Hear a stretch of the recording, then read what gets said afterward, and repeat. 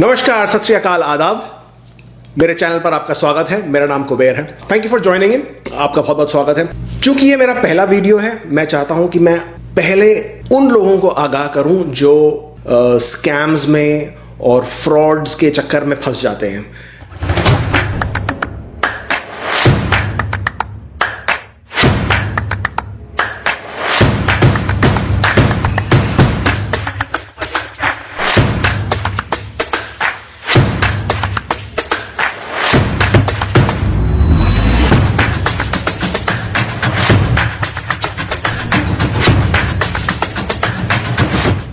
ये मेरा पहला वीडियो है हिंदी में, तो मैं माफ़ी चाहूँगा अगर मैं जंप करता रहूँ इंग्लिश और हिंदी के बीच में। धीरे धीरे कोशिश करेंगे कि और बेटर हो हिंदी। वैसे मैं दिल्ली से हूँ तो हिंदी पे थोड़ा प्रैक्टिस है, बट काफ़ी टाइम हो गया हिंदी में लगातार बात करते हुए, तो थोड़ा हिचकिचाहट होती है कभी कभी। बट मैं कोशिश करूँगा कि आप तक मेरा जो मैसेज है, जो मैं कहना चाह रहा हूँ, वो स्पष्ट तरीके से मैं कह सकूँ।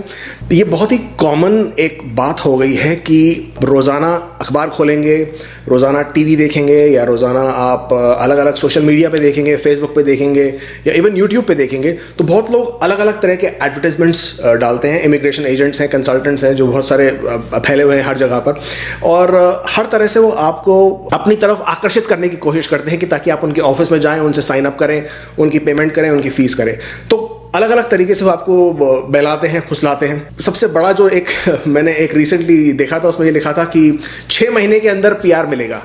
अब 6 महीने के अंदर पीआर कैसे मिलेगा, ये मेरे को अभी तक समझ में नहीं आया, क्योंकि जब तक आप अपनी डिग्री और अपने एजुकेशन क्रेडेंशियल्स जो हैं, जब तक आप उसको वो इवेलुएट कराते हैं, जब तक आप अपना आइल्स में स्कोर क्लियर कर लेते हैं, उसके बाद फिर आप अपने एप्लीकेशन के डॉक्यूमेंट्स वो गैदर करते हैं, उसको कलेक्ट करते हैं और फिर सबमिट करते हैं, इतने में ही काफ़ी टाइम निकल जाता है। और फिर आजकल एवरेज प्रोसेसिंग टाइम जो है वो बाय इटसेल्फ जो कनेडियन इमिग्रेशन गवर्नमेंट है वो 6 महीने बताती है। तो कोई भी आपको 6 महीने के अंदर पीआर कैसे दिलवा देता है, वो मेरे को समझ में नहीं आई बात कभी भी। तो पहले तो इस तरह के जो बहलाने फुसलाने वाले और जो अट्रैक्ट करने वाले जो आपको बड़े बड़े एडवर्टाइजमेंट्स देखते हैं, थोड़ा उनमें से थोड़ा हमेशा सावधान रहिए। उसके अलावा एक और इंटरेस्टिंग सा वाकया जो आज मेरे किसी से बात करने में मेरे को मालूम पड़ा, वो ये था कि एक कपल जो है वो कनेडियन इमिग्रेशन के लिए अप्लाई कर रहे थे, और वो चाह रहे थे कि उनके पेरेंट्स भी उनके साथ में आए। जाहिर बात है, काफ़ी लोग ये चाहते हैं कि उनके पेरेंट्स उनके साथ कनाडा आएँ, और बट ये एक नोन फैक्ट है, ये एक इस्टेब्लिश्ड फैक्ट है कि आपकी जो फैमिली है कनेडियन इमिग्रेशन के जो एप्लीकेशन के अंदर, आपकी फैमिली का मतलब आपका स्पाउस या कॉमन लॉ पार्टनर और आपके बच्चे, ये जो है आपकी फैमिली मानी जाती है in terms of applying for your PR application. आपके पेरेंट्स जो हैं आपके एप्लीकेशन का हिस्सा नहीं बनते, बट ये जो माशाए थे वो उन्होंने इन लोगों को कन्विंस कर दिया कि उनके पेरेंट्स भी उनके साथ जा सकते हैं। उन्होंने इस तरह से कन्विंस किया, उन्होंने ये कहा कि आप अपने हस्बैंड को हैं वो मत लेके जाइए साथ में, सिर्फ आप जाइए और अपने बच्चे को लेके जाइए, और आपके पेरेंट्स जो हैं, या एटलीस्ट आपके मदर या फादर, दोनों में से एक आपके साथ गार्डियन वीज़ा पे आ सकते हैं। और तो जब मेरे से ये पूछा गया कि भाई ये किस तरह से होगा और क्या इसका प्रोसेस है, तो पहले तो मैं चक्कर में पड़ गया कि ये गार्डियन वीज़ा कौन सा होता है, क्योंकि मैंने तो अब तक नहीं सुना कि ऐसा कोई प्रोसेस है या कोई प्रोग्राम है जिसमें आपका एक पेरेंट आपके साथ चल पड़े ऑन अ गार्डियन वीज़ा, क्योंकि आपके स्पाउस आपके साथ नहीं चल रहे, ताकि वो आपका बच्चा संभाल सके। तो प्लीज़ इस तरह के गलत प्रोग्राम्स में मत फंसिए, इस तरह के चक्रों में मत फंसिए। इस तरह का कोई प्रोग्राम नहीं है, और you can call your parents, of course आप मतलब आपके पेरेंट्स को इनवाइट कर सकते हैं, स्पॉन्सर कर सकते हैं, पर उसका तरीका अलग है, उसका प्रोग्राम अलग है। आपके पेरेंट्स को कनाडा आने के लिए आप तो या उनको सुपर वीज़ा पे ला सकते हैं। सुपर वीज़ा का मतलब ये होता है कि वो फिर 10 साल की वैलिडिटी का होता है, 10 साल का multiple entry temporary resident visa होता है, जिसमें आपके पेरेंट्स का जो पहला स्टे है वो 2 साल तक कंटिन्यूस वो रह सकते हैं वहाँ पर, और उसके बाद कंसेक्यूटिव्स जो उनके ट्रैवल कनाडा में होंगे, वो डिपेंड करता है कि बॉर्डर ऑफिसर कितना ड्यूरेशन का उनको स्टे अलाउ करता है, बट वो परमानेंट रेजिडेंट नहीं बनते इन सुपर वीज़ा। सुपर वीज़ा आप अप्लाई कर सकते हैं जब आप ऑलरेडी परमानेंट रेजिडेंट बन चुके हैं, जब आपकी कनाडा में इनकम है और आपकी इनकम इतनी है कि आप अपनी फैमिली को सपोर्ट कर सके, there is a separate low income cut off figure जो है उसमें आपकी इनकम क्वालिफाई करनी चाहिए। फिर उसके अलावा पेरेंट्स को स्पॉन्सर करने का जो प्रोग्राम है वो parents grand parents sponsorship programme है। वो हाल फिलहाल आज की डेट में, जो आज की डेट है 21 जनवरी, तो हाल फिलहाल वो प्रोग्राम सस्पेंडेड है। इट इज़ एक्सपेक्टेड कि वो अप्रैल तक अनाउंस करेंगे इस साल का किस तरह से वो प्रोग्राम बनेगा।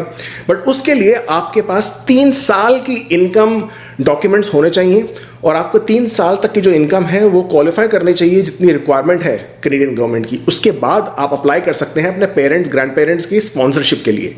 तो ये तो है पेरेंट्स ग्रैंड पेरेंट्स स्पॉन्सरशिप का। उसके अलावा जो हमारे को कुछ देखने में आता है वो एक बहुत ही बढ़िया किस्सा सुना था कि जिसमें ये कहा गया था कि आप बिना आइल्स के कनाडा इमिग्रेट कर सकते हैं। तो पहले तो मैं बड़ा चक्कर में पड़ा कि ये कौन सा प्रोग्राम है कि बिना आइल्स के या बिना लैंग्वेज स्कोर के आप कैनेडियन इमिग्रेशन, मतलब आप परमानेंट रेजिडेंट बन जाएं। बहुत ढूंढने पे भी नहीं मिला। तो अगेन मैं ये कहना चाहूँगा कि आप ध्यान रखें कि आपको जब जिस तरह से कोई जब बताता है और आपको लगे कि वाकई भाई ये बहुत ही अजीब बात हो रही है आपके साथ, तो there is a good chance कि वो सच नहीं है। जैसे कहते हैं ना कि if it's too good to be true, it definitely is not true. Okay, तो प्लीज केयरफुल रहिए। इसके अलावा there is a lot of talks about low IELTS score से आप कैनेडियन इमिग्रेशन पा सकते हैं। ये बात सच है कि देयर आर सेवरल प्रोग्राम्स जिसमें अगर आपका आइल्स स्कोर कम है, अगर आपका आइल्स स्कोर लेस है, CLB-4, CLB-5, तो भी आप कैनेडियन इमिग्रेशन के प्रोसेस प्रोग्राम्स में अप्लाई कर सकते हैं। पर आपको कोई ये नहीं बताता कि आइल्स के अलावा और क्या क्या रिक्वायरमेंट है। जैसे कि सस्कैचुआन के लिए बहुत लोग बोलते हैं कि भाई CLB-4, CLB-5 में अप्लाई कर सकते हैं, बिल्कुल मुमकिन है। पर आपको कोई ये नहीं बताता कि उसके अलावा आपको 60 पॉइंट्स भी अचीव करने हैं सस्कैचुआन ग्रिड पॉइंट में। और 60 पॉइंट्स अचीव करने के लिए आपके पास 10 ईयर्स का वर्क एक्सपीरियंस होना चाहिए एक ऑक्यूपेशन में, आपके पास कम से कोई रिलेटेड्स की डिग्री होनी चाहिए, आपकी एज जो है या तो 35 या बिलो हो, या फिर अगर 45 बिलो है तो फिर आपके फिर पॉइंट्स कम हो जाते हैं। तो आपको ये चेक करना है कि आप वाकई 60 पॉइंट्स अचीव कर सकते हैं just by scoring CLB-4, CLB-5। तो वो आपको कोई नहीं बताता। उसके अलावा लो आइल्स स्कोर का जो तरीका है, जिससे जो प्रोग्राम्स हैं, अटलांटिक इमिग्रेशन पायलट प्रोग्राम में अप्लाई कर सकते हैं लो आइल्स स्कोर में। Rural northern immigration pilot programme, उसमें भी आप लो आइल्स स्कोर के साथ अप्लाई कर सकते हैं। बट रिक्वायरमेंट है कि आपके पास जॉब ऑफर हो from a Canadian employer, from a designated employer. अगर आपके पास ये जॉब ऑफर नहीं है तो आपका आइल्स स्कोर चाहे CLB-4, CLB-5 या CLB-9 हो, तभी वो प्रोग्राम में आप एलिजिबल नहीं होते। तो जब भी कोई आपको इस तरह से बहलाता है, फुसलाता है, तो प्लीज़ ज़रा केयरफुल रहिए। और मैं बात करना चाहूँगा जो एक और बहुत बड़ा फ्रॉड चलता है वो है जॉब ऑफर्स का। जो भी अगर आपके जानने में कोई जानकार कनाडा में ऑलरेडी रेजिडेंट हैं या सिटीजन हैं, आप उनसे बात करिए। दोस्त हों, आपके रिश्तेदार हों, आपके एतराफ़ में कोई जान पहचान के हो, तो उनसे बात करिए और आपको बताएंगे कनाडा में जॉब मिलना बहुत मुश्किल है। ठीक है, बहुत मुश्किल क्यों है? Canada is the second largest country in the world, पर पॉपुलेशन सिर्फ 37 मिलियन पीपल की है। अब 37 मिलियन जो लोग हैं वो पूरे फैले हुए हैं पूरी कंट्री में, तो जाहिर बात है कि the population is spread out, और उससे होता यह है कि मतलब जॉब अपॉर्चुनिटीज भी कम रहती हैं। अब इस सिनारियो में अगर कनाडा में आप रेजिडेंट हैं या सिटीजन हैं और आपको इतनी तकलीफ आती है कभी कभार जॉब ढूंढने के लिए या अपने पसंद का जॉब मिलने के लिए, उस सूरत में अगर आप कनाडा से बाहर हैं और आप परमानेंट रेजिडेंट भी नहीं हैं, सिटीजन भी नहीं हैं, तो आपको जॉब मिलना आसान कैसे हो सकता है? तो जाहिर बात है तो जॉब मिलना और भी फिर डिफिकल्ट होगा। बट हैविंग सेड दैट, ये बोलने के अलावा मैं ये भी कहना चाहूँगा कि देखिए हर साल लाखों लोगों को वर्क परमिट मिलता है। ऐसी बात नहीं कि वर्क परमिट नहीं मिलता या नहीं, बाहर से लोग नहीं आते या लोगों को जॉब नहीं मिलता। ये भी सच है कि लोगों को जॉब मिलता है, ये भी सच है कि लोग सक्सेसफुल होते हैं वर्क परमिट लेने में और अपना अप्लाई करने में, और उनको सक्सेसफुली मिलता भी है। तो वो एक दूसरी कहानी है। But let's talk about job offers. जो एजेंट्स, कंसल्टेंट्स आपको जॉब ऑफर बताते हैं, काफ़ी दफ़ा वो सच नहीं होता। तो पहली बात, तो सबसे पहली जो आपको ये सोचना है, बिना इंटरव्यू दिए, बिना किसी पोजीशन के लिए अप्लाई किए अगर आपको कोई जॉब ऑफर मिल रहा है, तो आपके दिमाग में ना बहुत ज़ोर ज़ोर से घंटियां बजनी शुरू हो जानी चाहिए कि भाई ये चक्कर क्या है, किस तरह से आपको ये जॉब मिल रहा है। पहली बात तो ये है।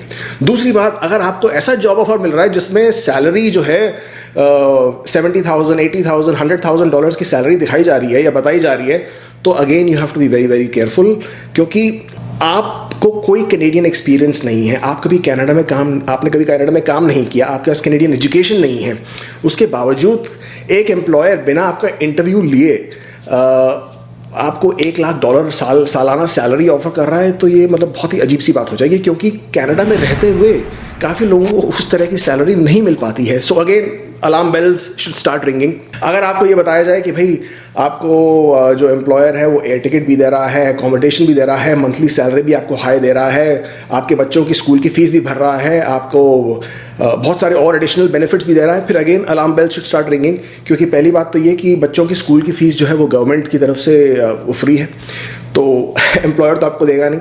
दूसरी बात, आपको वो लेटर चेक करना चाहिए वो ग्रामेटिकली किस तरह से ड्राफ्ट किया गया है। अगर बहुत सारी ग्रामेटिकल मिस्टेक्स हैं तो अगेन इट्स अ प्रॉब्लम। उसके बाद अगर आपसे पैसे बहुत मांगे जा रहे हैं तो अगेन इट्स अ प्रॉब्लम, क्योंकि देखिए ये तो बात पक्की है और प्रूवन है कि जॉब ऑफर बिकते हैं, बिल्कुल बिकते हैं। मैं बिल्कुल मानता हूं कि जॉब ऑफर्स बिकते हैं, बहुत लोग बेचते हैं, बट कौन इनमें से जेन्युइन है, कौन आपको नकली ऑफर बेच रहा है, उसका पता नहीं चलता। मैं बहुत लोगों को जानता हूं जो इस स्कैम में फंसे हैं, इस स्कैम में फंस चुके हैं। उन लोगों ने बहुत पैसा खर्चा किया है, 20 लाख रुपए, 25 लाख रुपए, 30 लाख रुपए, इस तरह की रकमें मांगी जाती हैं और लोग देते हैं, और इन दी एंड वो जॉब ऑफर नहीं मिलता है। फिर ले दे के थोड़ा बहुत रिफंड होता है, थोड़ा बहुत खा जाते हैं पैसे, और फिर वो कहानी खत्म हो जाती है। तो इस तरह के स्कैम्स में मत फंसिए प्लीज़।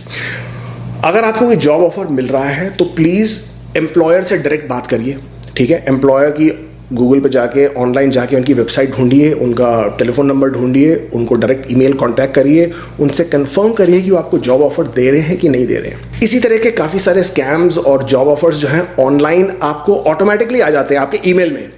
सपोज करें आपने लिंक्डइन में प्रोफाइल क्रिएट करी और उसमें आपने जॉब ढूंढने की कोशिश करी, आपने किसी लोगों को आपने अपनी तरफ से कनेक्शन रिक्वेस्ट भेजी और फिर उन्हें रिक्वेस्ट भेजा, फिर सडनली उनकी तरफ से आपको रिप्लाई आता है कि ठीक है आपको जॉब दे दिया गया, ये आपका जॉब ऑफर है, आ जाइए काम शुरू करिए।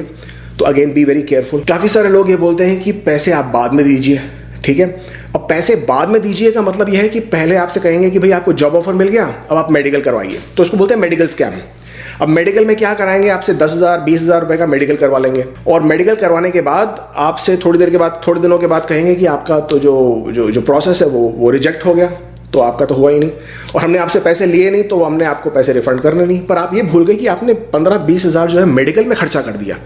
अगर आपने इतना पैसा मेडिकल में खर्चा कर दिया है तो उनको तो उसमें कमीशन मिल गए, उनके तो बन गए। तो सपोज करिए पेपर में ऐड आया कि जॉब इन कनाडा, और आपको कुछ पैसे देने की जरूरत नहीं है, after you get your job, after you land in Canada, अब तब पैसे दीजिए। तो सोचिए कितने लोग अपने रेज्यूमे भेजते हैं, कितने लोग यहाँ पहुँच जाते हैं, कितने लोग यहाँ पर अप्लाई करना शुरू कर देते हैं। इन सब से ये लोग सीवीज कलेक्ट कर लेते हैं, उसके बाद उनसे कहते हैं कि चलिए मेडिकल करवाइए। मेडिकल में आपसे 10,000 15,000 20,000 रुपये ले लेते हैं, और उसके बाद उनसे वो कहते हैं कि आपका सिलेक्शन नहीं हुआ, या आपका जो वीज़ा है वो अप्रूव नहीं हुआ, रिजेक्ट हो गया, आपका LMIA रिफ्यूज़ हो गया। तो अलग अलग तरीके से उनको रिजेक्शन रिफ्यूज़ल दे देते हैं और कहानी ख़त्म। पर उन्होंने जो 10, 15, 20 हज़ार जो मेडिकल्स के लिए कलेक्ट किए हैं वो तो उनके पैसे आ गए। तो देखिए इन सब स्कैम्स से, इन सब फ्रॉड जो होते रहते हैं, उनसे ज़रा बच के रहिए, क्योंकि बहुत ज़्यादा प्रेवलेंट है।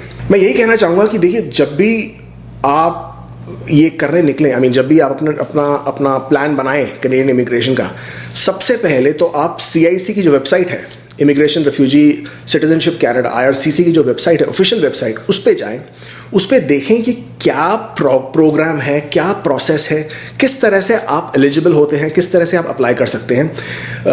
और अगर आप किसी एजेंट के पास जाते हैं, किसी कंसल्टेंट के पास जाते हैं, तो आप ध्यान रखिए जो आपसे बात कर रहा है वो एक सेल्स एजेंट है, सेल्स एग्जीक्यूटिव है, सेल्स एसोसिएट है।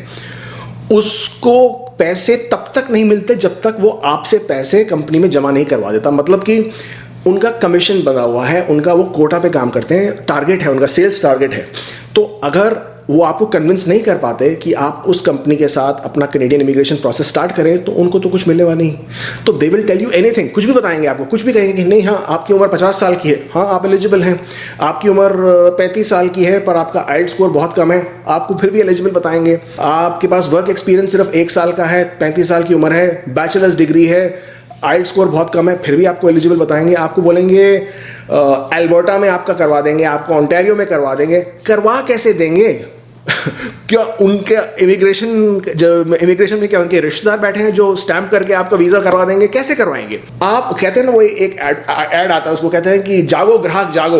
तो ग्राहक जो समझदार है, जो हमेशा चेक करता है कि क्या हो रहा है और क्या नहीं हो रहा, वही ग्राहक जो है सक्सेसफुल होता है। तो जब भी आपसे इस तरह की बात कही जाए कि अल्बर्टा में करवा देंगे, ओंटारियो में करवा देंगे, सस्कैचुअन में करा देंगे, उनसे डिटेल में प्रोसेस पूछिए। उनसे पूछिए एलिजिबिलिटी क्या है, आपकी एलिजिबिलिटी बनती है कि नहीं बनती, आपके पॉइंट्स कितने बनते हैं, उस प्रोविंस का एलिजिबिलिटी फैक्टर कितना है, उस प्रोविंस का सिलेक्शन प्रोसेस क्या है, उस प्रोविंस का प्रीवियस जो सिलेक्शन ट्रेंड रहा है वो क्या है। अगर आपको इन सब चीज़ों का जवाब एकदम से मिलता है तो आपको लगना चाहिए कि सामने वाले बंदे को कुछ पता है। अगर वो हिचकिचा रहा है, अगर आपको बेकार के वो बहाने बनाता है कि नहीं हम आपको बताएंगे, ये करेंगे, ऐसा करेंगे, तो जरा सतर्क रहिए, थोड़ा सावधान रहिए, क्योंकि वहाँ पे कहानी जो है ख़राब है। ये मेरा पहला वीडियो है और मैं यही चाहता था कि मैं आपको थोड़ा चेतावनियाँ दूँ, थोड़े सावधान करूँ, थोड़ा बताऊँ कि किस तरह से लोग बहुत जो है लोगों को बेवकूफ़ बनाते हैं, उन्हें फुसलाते हैं, उन्हें बहलाते हैं और उन्हें गलत इन्फॉर्मेशन देते हैं। तो बताइए मुझे ये आपको वीडियो कैसा लगा, कमेंट्स में अपने कमेंट्स डालिए, लाइक करिए, सब्सक्राइब करिए, मेरे चैनल को शेयर करिए। देखिए ये वीडियो बनाने का मज़ा तब आता है जब मुझे लगता है कि कोई इसे देख रहा है। जब कोई देख ही नहीं रहा तो बनाने का फ़ायदा क्या। ये हिंदी में बनाने का रीज़न यही था कि मैंने जब देखे इतने सारे यूट्यूब चैनल्स हैं हिंदी में और काफ़ी सारे इतनी गलत इन्फॉर्मेशन, इतनी गलत एडवाइस देते हैं और इतनी गलत जो बातें आप लोगों तक पहुंचाते हैं, और काफ़ी लोग उन बातों को मानते हैं और समझते हैं और सोचते हैं कि यही सही है। तो इसीलिए हमने सोचा कि चलो हम भी एक हिंदी में बनाते हैं और अपनी बात थोड़ा आप लोगों तक पहुंचाते हैं। अगर आपको हमारी बात सही लगी, आपको बात समझ में आई, तो प्लीज़ ज़रा लाइक दीजिए और सब्सक्राइब करिए और शेयर करिए अपने दूसरे दोस्तों के साथ, जानने वालों के साथ, और फिर आते रहिए इस चैनल पे। हम आपको बहुत सारे वीडियोज़ लेके आएंगे आपके लिए और बहुत सारी बातें बताएंगे। तब तक के लिए सी यू लेटर।